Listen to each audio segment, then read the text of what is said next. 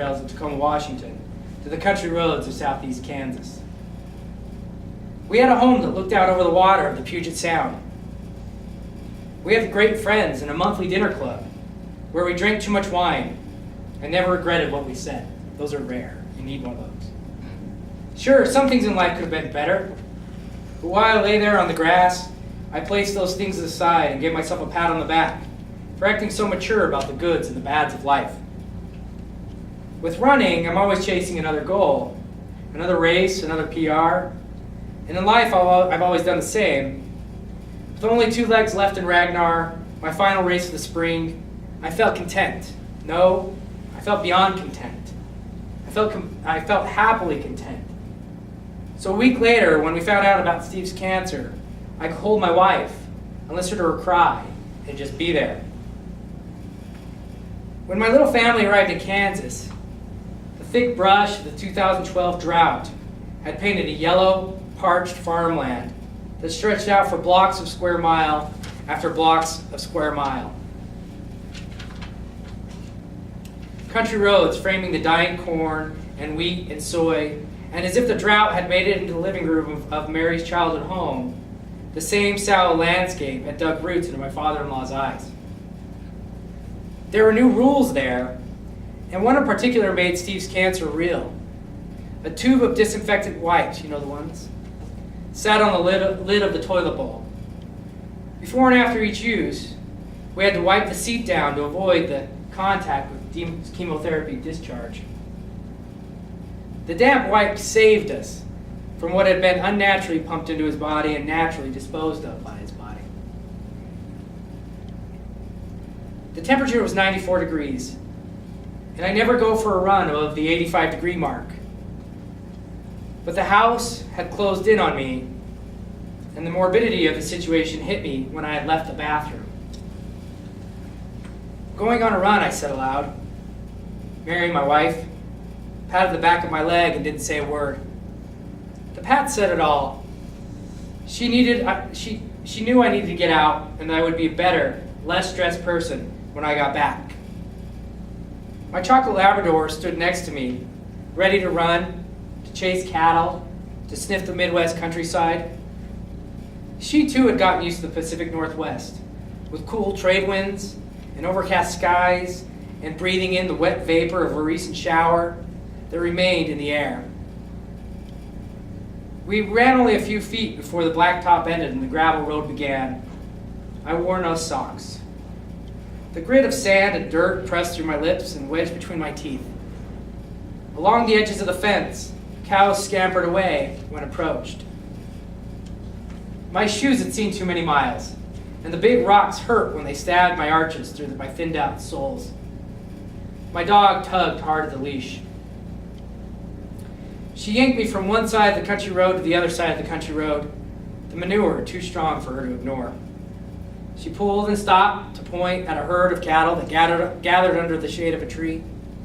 Her neck, you guys know those chocolate Labrador necks? They're strong as hell, right? Stiffened and became immovable. So I bent down and tied my shoe again to give her some time to explore. The air became still, and we moved forward, away from the house where we wiped the toilet seat before and after each use. A lone tree sat at the end of the mile-long country road. Unlike the trees the farmers planted in rows along the irrigation ditches, this tree stood alone and broke through the cattle fence and dropped shade onto the road. On our early morning runs, typically, I would aim for that tree, using it as our turnaround point, and stop briefly beneath its shade to pet my dog and take in the beauty of the plains. We kept running instead, and it hurt. I had no physical need to keep running. We'd done what we set out to do. If we turned back at that point, it would have been nice. A mid-distance run. We would have exercised our excess energy, and we would have gotten away from the house long enough to release the stress of being there. But I thought about Steve. A man I found it easy to love from the first day I met him when he stretched out his arms and gave me a bear hug and a body shake. You know those type of guys, right? The heat began to drain me, to make my calves cramp up, and to bring on a pounding headache. But I'd been there before. I'd ran when it was too hot. And I knew that even if I passed out on the side of the road, Mary would eventually come and find me, and with some liquid, some food, some sleep, my body would recover.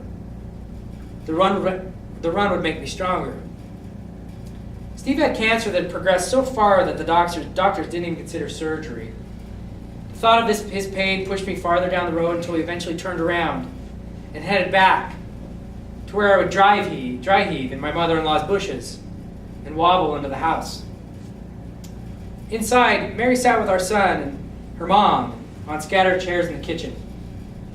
The women's arms rose up and down like maestros, but instead of directing a symphony orchestra, patty cake came from their mouths.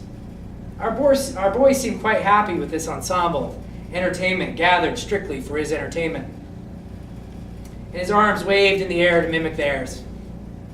His eyes followed their mouths, and his lips moved as if to sing along. "Where's Steve?" I asked.